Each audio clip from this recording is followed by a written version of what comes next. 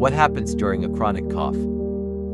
A chronic cough is often caused by irritation in the respiratory system, resulting in inflammation and excessive mucus production. The nerves responsible for coughing become more sensitive, and even small irritations can trigger episodes. With persistent coughing, the chest muscles and breathing system work harder, and over time, the airways can produce excess mucus, making breathing uncomfortable. The curious part is that coughing itself can continue irritating the airways, creating a cycle that is difficult to stop.